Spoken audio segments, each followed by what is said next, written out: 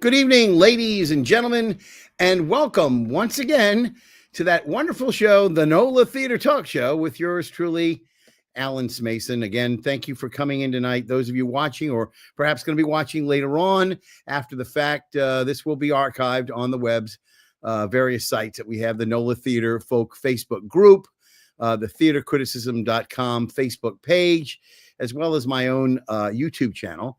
And again, as far as theatercriticism.com, it's the Facebook page on Facebook, not the theatercriticism.com site that I use for reviews, because that's not going to have it, just the Facebook page. So keep that in mind as well. Again, tonight we have a very interesting show, something that, has long captured my heart, and that is opera.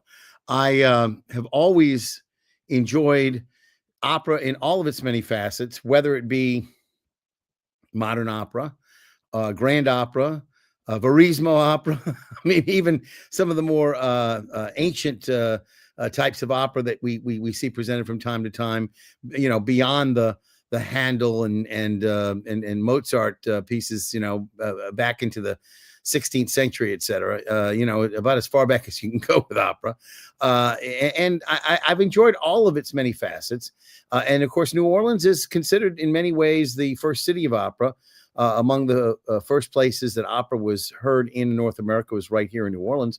And indeed, opera became the favorite place for those in the upper social circles, etc., for them to mingle with one another. The idea of a symphony orchestra, a philharmonic orchestra, which was very popular in other cities, was not quite as popular as it was in New Orleans. The opera exceeded that. And places that like New York and Chicago that established major symphony orchestras or metropolitan philharmonic orchestras, that didn't really take place in New Orleans until much later. And when we had the New Orleans Symphony Orchestra, and later on now, of course, the Louisiana Philharmonic Orchestra. But our guest tonight is Robert Wagner. Robert, of course, is a opera singer in his own right. And of course, as I can see above me and above you, you see the logo there for the Opera Festa Singers. Do you see your logo there? I do. Yeah. So again, I'm sort of inventive, and when I can steal somebody's logo and put it up in my show, I try to do that. There are a great many things that this format offers us, aside from the ability for you to be where you are in your rehearsal space, talking to me, and then being able to get back to your rehearsal. I am for the pleasure, conducting the interview from my home, but we have a lot of people who will watch these particular shows on YouTube, et cetera, after the fact. So, this is coming up. It's an event that's going to be starting on Friday, December the 19th, and then continuing on the 20th, and then continuing again on the 21st. And it's all scrolling beneath me. If you can see, that's where you're going to be going. St. Dominic Catholic Church. And then on the 20th, St. Angela. Is it pronounced Merici or Merici? Well, in Italy, it's Merici, but we say Merici. It's like Don Amici. Anyway, and then of course, Redeemer Presbyterian Church. Now, is Redeemer Presbyterian Church Ray Canada? Yes, it is. Shout out to Ray Canada there. Yes, indeed. So, and I think Ray's involved with the crew of the Rolling Elvi too. He is, I understand. Yeah. If truth be known, and Ray used to be very involved with my at the time Boy Scout troop, now Scouting America troop, and actually was a minister at a different location further up St. Charles Avenue, closer to Henry Clay. And I had no idea that he was there. Now that I know that, because I love that area, I want to try to get him, shout out to Ray. I'm trying to get you to come on my 10 Commandments hike next year. So we'll deal with that. Let's talk about, first off, the three churches and why you're doing them essentially there. I mean, what was this a group that you already knew people at those particular churches? I mean, how was it that you decided? And then we're going to talk a little bit about Giancarlo Menotti and about the Amahl, the history and what I know, and then you can fill me in on the blanks. But these particular churches, how did you happen to deal with them? How did you happen to approach them? Well, first of all, St. Dominic's, I work here as the choir director and cantor, and the choir that is doing the Amahl, that is in the Amahl production, is Vox Populi. It's a choir Okay. that we started about a year ago. And so we rehearse here in St. Dominic's. Vox And Populi would be Latin for voice of the people. that's right. Yeah. Okay. And so we had auditions for Amahl because the Amahl is the trickiest part to find. And when we Yes. had the Amahl auditions right here in St. Dominic's, we found two that were so good. I thought, for all of this work, we might as well find at least two, if not three venues to try and do it multiple times because it's a lot of work for the chorus, for the soloists and Sure. everyone to do it just for a one-shot deal. So Right. So we you said, okay, but now why St. Angela and why Redeemer? Did you know Ray, or who did you reach out to at Redeemer and also St. Angela? Well, St. Angela, first of all, the music director is one of my students, That helps. Kimberly Moladu. She's a fine soprano and also in Vox Populi, but can't be in this production, unfortunately. And then for Ray, the contact to Ray was the Caspar. One of the three kings is also very much involved in the church there. So he recommended that venue. Not what you know, it's who you know. Always, always, always. New Yeah. Orleans nepotism. Right. So as you know, we started this particular show back, in 2020 during what was at that time we thought a very short pandemic era, and it turned out to be a lot longer than we had hoped. And at that time, I said, you know what, we need to connect. And I said, let's connect liquidly as well as over the year. And so I had made a pact that we would have some kind of a drink. So I know you've got, what is that, iced tea? No, it's a humongous sea breeze without alcohol. So it is a virgin sea breeze with a lot of cranberry juice. Very good. Now I have something which I brought out before. You're not going to know what this is necessarily until I bring it out to you. But this is a nice Balvenie glass for fine alcohol. Like a nice bourbon or scotch or something like that, and it concentrates the aromas up towards the nose. So the idea of that. But this particular bottle, you're going to be very, very surprised to see what this is. This is Critics Hit. Wow. Smason Vintage 5784. Whoa. If you can't read it, it looks like it's backwards, so maybe I should change it. Anyway, this came from Israel. It actually was grown in Israel, and I have still 1, 2, I think 3.5 bottles to go. I gave one away, and we drank one at my synagogue. So is it a l'chaim? Is it a scotch or what is it? It's really a bourbon, but they can't call it bourbon, right? Because why? It's been aged for 18 months like regular bourbon, but they can't call it bourbon because it's not been aged in Kentucky. Yeah, in the same cask that they would age it in here in this country. And I remember I went to Lexington, and they told me that there are 19 million casks. Is that right? 19 million? No, I think it's 23 million casks of bourbon that are aging in Kentucky, and only 19 million people. So they have more cask of alcohol, than there are people aging. Hey, I want to give a shout out from Vox Populi. They're all in their costumes here. Can you see them, Alan? Everybody wave. All right. I can. Roundabout here. I can. So you would be the shepherd of this flock here, I guess, huh? Sort of, yeah. Sort of the head shepherd. The ninja shepherd. All right. So let's get into it. Now, we have some time to talk about it. I mean, and we'll go as long as we need to. And I'll have some pictures, and I actually have a video that you were able to supply as well.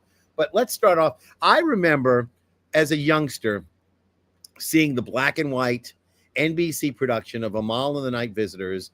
It was a video, and they would show it all very often on NBC. It must have been shot, I'm going to guess, somewhere in the late 50s. I don't remember exactly when it was. Okay. And I would say that it probably must have been on NBC for like maybe the next 10 years or so, at least until I was a kid.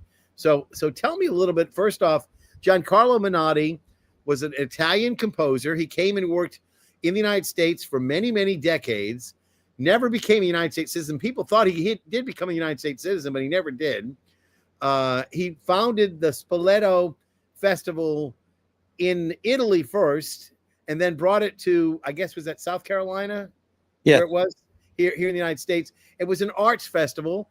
it was never called the Menotti Festival, but he No. was the face of Spoleto. He was considered, and he also, I think, for a short time actually took his festival to Australia, but that didn't work out too well. It was gone after a few years, maybe 3 years or so. But again, Spoleto carried on and has, had a good reputation as an arts festival. I don't know what they're doing now, if they're still intact, with all the cuts to different organizations. You never know who's still extant or not. But but he was a driving force. And tell me a little bit about Menotti, because I know of several of the other things. I know that the New Orleans Opera presented the Medium that he had written, and some of his other, I guess, lesser known works, are out there. He wrote like 30 or more operas, right? He wrote quite a number of operas, most of them chamber operas, huh? He didn't write long operas like Puccini or Verdi. Yes. They were one act, and most of them were premiered in Philadelphia. He was on the faculty at Curtis Institute of Music, and when I did my master's up at Curtis, I used to practice sometimes in his room. He was no longer there. He was no longer coming to Philadelphia. But I remember sort of shuddering when I walked into his room and closing the door and plunking on that piano to vocalize and practice. But he did he premiered operas in Philadelphia, Amelia at the Ball. Yes. No, that was in Italian, right? Amelia al Ballo, yeah. But they have both, the English, and so he help the Globaling also. But that's also written in German and English as Italian as well. So he does a lot of he's done a lot of small chamber works, nothing too grand. His Medium was about the biggest one that he did.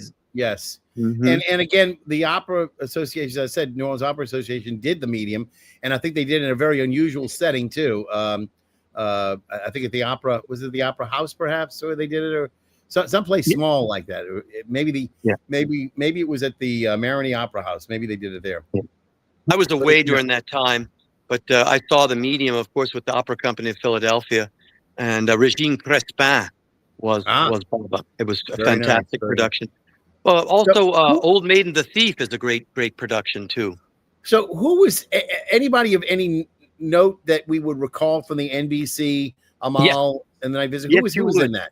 The page was none other than Frank Monachino.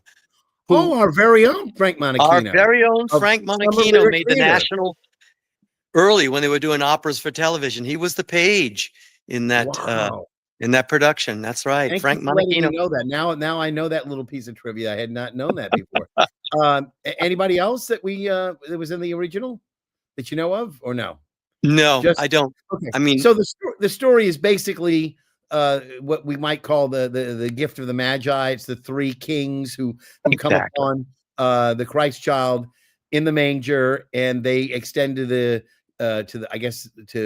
Mary, Joseph, and the child the gifts of frankincense and myrrh and gold, etc. Exactly. However, in this production, in the show, they sort of make a stop off during the night. They're tired, and they stop off at this Bedouin woman's house, the shepherd's house. She's a widow, and her son Amahl is crippled. And so the three kings come upon this little village and this house, and they camp out there for the night. And all of the neighboring shepherds who we have here, say hi shepherds, all of the shepherds are called by the mother to come bring different fruits and dates and nuts to as an offering for the kings. And so during the night, of course, spoiler alert, there's a miracle that happens, and Amahl is cured. And they all decide, the three kings, that they should take the young boy with them and with his crutch, because he wants to offer his crutch as a gift to the Christ child. And so they put him on a camel and take him to Bethlehem and promise to bring him back to his mother. So that's basically it. Yeah. And it's not that long. It's like you said, it's a chamber opera. It's under 60 minutes. Yeah. So and again, so you're looking at a piece that can easily be performed in a church too, because it's not a whole lot of scenic design that you need to have for this. You essentially have two scenes essentially. Is that right? It's one scene. It's only Okay. one scene. So it's one set then. So again, I want everybody to know once again that the initial and all of these are at 7:30. Are they except maybe the Sunday night the Sunday performance is at what in the afternoon at 4 or something? Actually, it's 7:30 for the 19th, 7 p.m. for St. That's Andrew and correct. Yes. Ricci, That's 7 right. p.m. because they don't like to go out so late, and then 4 p.m. is the 4 p.m. matinee uptown. Okay. Yeah. So 4 p.m. for Redeemer Presbyterian, Correct. 7:30 for St. Dominic's, which is the first night, and then the second night is going to be 7 p.m. So Exactly. okay, gotcha. So again, anybody have any questions? Now, we do have occasionally we do have some people who will call us. Basically, sometimes we get some of these people on this stream here will have some things that are not worth having me put up. And in this particular case, I just removed somebody who was trying to say some things that probably weren't appropriate for this particular conversation.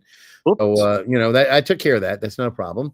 And again, those sorts of things happen. You can't do anything about it other than to go with the flow. And and when it's time to remove them, you just remove them, right? That's it. Thank you. All right, so let's move on. This particular version, is there anything special about this version that's different from any others? I mean, is this like the full version? Is it condensed in any way, or? Well, normally it's done either with an orchestra, but rarely. It's usually done just with piano. But there's an arrangement by Schirmer for 2 pianos, and they're playing vastly different parts of the score. So we have 2 pianos and the arrangement for the double piano. And so that's unique. Certainly we have minimalist sets. And like I say, it's a road show. So 3 different shows, 3 different locations, back to back. So I don't know if we've got a few pictures. I'm going to throw a couple of these up from time to time. And again, you and I can both be in the scene if we arrange our headshots a little bit more toward the right or the left. And you see if you move the other way, you'll be fine. You have to go the exact. There you go. Keep going. Keep moving. We can see. There you go. So now we can see you in the widescreen. And in the center, I'm not quite sure what they're doing. Who that is? Maybe you can just tell me who that is if you can look at it. Maria Hefte as the mother. We actually have 2 mothers, Sarah Mahoney and Maria Hefte. In this particular rehearsal period, Maria was doing it. We have Mia Farrow, I think. It's very small. I think it's Mia. Mia Di Giovanni is doing the Amahl, and he has the crutch, or she, playing the young boy, has the crutch over her head. And we have the 3 kings. We have Caspar, who is Luke Syrianidis, and we have Richard Hobson as Melchior. Richard Hobson is a veteran singer. He sang at the Metropolitan Opera. He's coming in to do this. And then we also have Alfred Harper doing Balthazar. Balthazar, yes. Yeah. And we have Ryan. Let me get the name right. It's a very Irish name. Ryan as the page. I'm drawing a blank on Ryan's last name. He'll kill me. But yeah. His name is Fitzpatrick, or he's got 3 names, 2 first names, and then yeah. No problem. And again, I know these were taken. And is that you with you directing there at that point? I'm on the side, sort of waving my hands around.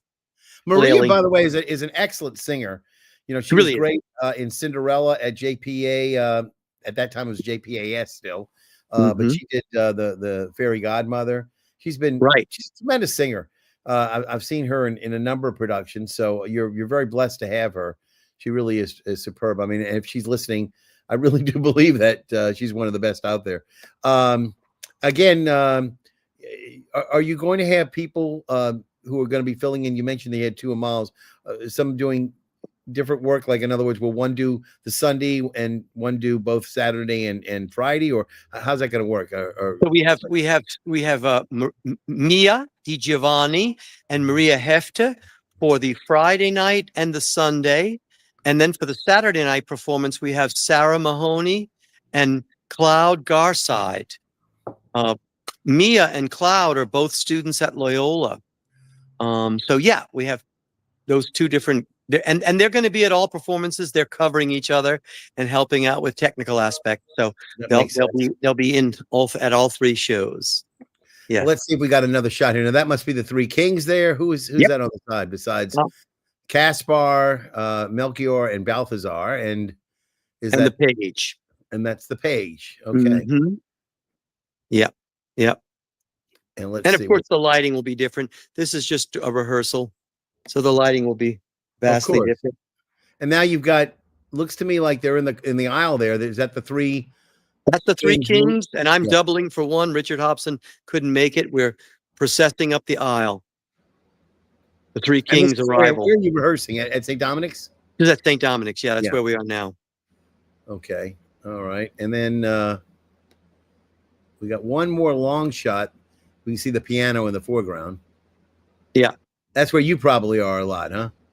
Well, I'll be all over the place. I'll be the ninja conductor in black conducting because it's a long aisle to get here in St. Dominic's. So I'll be bringing the chorus up, and there'll be children as well.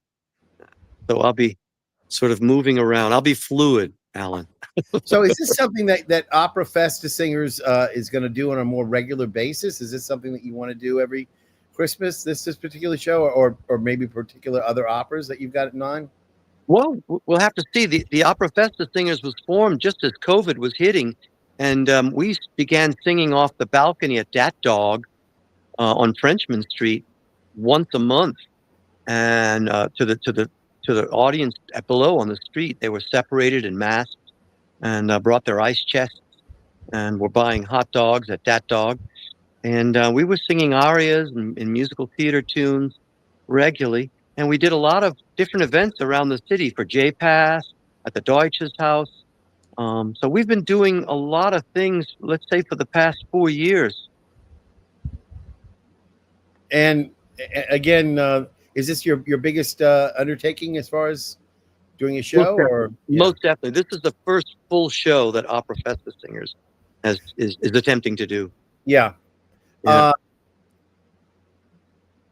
You know, opera is almost a lost art form. You know, fewer and fewer people are buying opera nowadays. Unfortunately, you know, I've seen the decline, but it is still, to me, as I said earlier, you know, one of the highest art forms that there is out there. The coupling of the human voice with the mechanisms of the modern orchestra, along with the theatrics and set design and costuming. You know, it's not something that you can put together, you know, like, let's put on an opera. You know, it's not something that you just throw together and it comes along without any kind of deep thought and preparation. It really takes a village to do an opera, and you know, it's more and more difficult. A lot of people, you know, look to things on Broadway now, like, for instance, Maybe Happy Ending, which has, I think, a total cast of maybe 3 or 4 people. You know, I think actually one double, so it's really 3 people in the entire cast. And you know, the musicians are a very small group of musicians. Now, this won the best musical, you know, so you're talking about an ensemble of maybe 5 or 6 people in the musical ensemble, and 3 people who are doing all the singing. And and that's your Broadway show, and they're filling up houses, you know, that way, which is great. But an opera, you know, involves a lot more work than that, you know, and I'll say the creative set design for Maybe Happy Ending is something also that needs to be, you know, taken in and appreciated too, because it really is special. But a lot of everything that's done now is done with computers, and you really can't do opera a lot with computers. You know, it's not something that lends itself that way. So anytime, you know, you're putting together all those voices, you know, and putting together all the costumes that are, you know, behind it, and getting everybody in outfit, you've got to have supernumeraries sometimes, you know, who are basically just doing parts that enable the action to occur, and they don't really have any function other than to fill up the stage and make it seem like, you know, a scene at a cafe or out in a village or something like that. So you've got all of that goes into this. So it's really important that you get a lot of support. Where do you get your support from in terms of finances? Do you have a special fund that you go to? Is there somebody who's like, recently the Crescent City Theater Awards that I headed up was very fortunate to have a generous grant given to us by the New Orleans Theater Association. Are there any good people out there who are working with you as well? Well, the churches are letting us do it for free, which is, thank God for that. We're on a shoestring. I mean, the chorus, as you see behind me, they've made all their own costumes. I've purchased a lot of costumes off of Amazon for the Three Kings and for the mothers, and the Amahls are putting their own costumes together. So it's sort of a collective, Alan. And but it's taken a lot of work. The Vox Populi here has been working since the beginning of October on this, and the principals, artists, the soloists, they've been working on it since end of October, and had to have it memorized by the end of November. And so we've been in staging with the principals all of December. And this is our first staging rehearsal tonight with the chorus.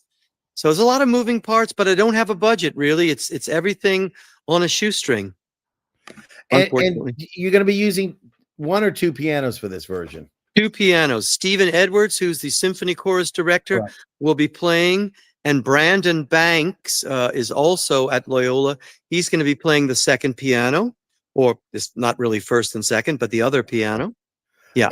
And again, just because I'm not that familiar with it, do they have two pianos at St. Dominic and St. Angela and also Holy Redeemer? They do have two pianos at all those locations? We're moving. We have two pianos here at St. Dominic's, and we'll be moving in a piano for the other venue. They have one grand piano at each of the other two venues. So we'll be moving. That's got to be an expense too, right? Well, there's people that help. We have people that are helping. Jacques Ferland, who does a piano in a truck. He's helping out a lot with piano and piano moving and piano tuning. He's a great guy. Yes, I saw him over at Paul Maufrey's concerto recitals that he did for the harpsichord a couple of Sundays ago.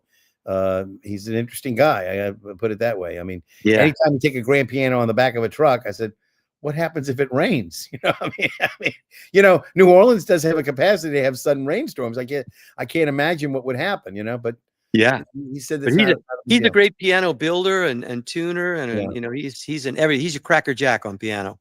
Well, you can always use them. I had to actually, for the theater awards, I had to actually get somebody to come in and tune the piano for me, to which I was internally grateful. And like I said, you're depending on the kindness of strangers to help you a lot of times to fill in where you can't afford to have them be paid the full amount that they should be, but you try to, do what you can to make it happen. So again, Robert, I promise I'd only use you for half an hour, and I think we're getting close to the end of it. So just again, to recap, we're going to have Amahl and the Night Visitors by Giancarlo Menotti at St. Dominic's Catholic Church on Friday, December the 19th. Then Saturday, December the 20th. And by the way, that's at 7:30. Then on Saturday, December the 20th at 7 p.m. at St. Angela Marici Church. And then that's in that's in Metairie? In Metairie. Mm-hmm. Yeah. And then Holy Redeemer, not Holy Redeemer, I'm sorry, Redeemer Presbyterian Church on St. Charles Avenue. I think it's a 7900. Is that right? It's right on the corner of Broadway, and it used to be. Yeah. We're in the building of St. Charles Baptist. St. Charles Baptist. So I think it's 7900 St. Charles Avenue. All of those, and if not, it's in the 7000s. But wherever it is, St. Charles and Broadway, you'll be able to see Amahl and the Night Visitors. It's absolutely free and open to the public. We want everybody to make their way over there if you can. And again, I encourage everybody to go, and obviously there will be an opportunity to perhaps leave a donation at the churches they're in the business of collecting anyway, so they know how to do that, right? Exactly. So in any event, I want to thank you for being with me. Thank Again, you, Alan. best of luck in terms of that. We want to say break legs in theater. I'm not sure what we say. Usually I think it's a tui, right? Is Toy, that toy, right? toy. Right. In Yeah. German. Toy, toy, Yeah. toy. All right. Or All right. in Italian, they say in bocca lupo, in the Yeah. mouth of the wolf. And in French, it's merde, I think, something like that. Merde. Yeah. Anyway, you all enjoy the time and the experience. This is a great opportunity, and I'm glad that you're introducing this opera to the young people again, because unless they grew up in the 50s, they probably never seen this one before, right? Exactly. Say Okay. hi, shepherds. All right. All right. Tend to the flock, Robert. I'll talk to you later. Thank you for being with me tonight. Again, Alan Smason here with you, and it's been my pleasure to talk with Robert Wagner from Opera Festa Singers. Again, this is NOLA Theater Talk. We're broadcasting on the NOLA Theater Folk Facebook group, the theatercriticism.com Facebook page, as well as my own YouTube channel. And check out the Amahl and the Night visitors. We want to thank you all for being with us tonight. And again, I will see you at the theater.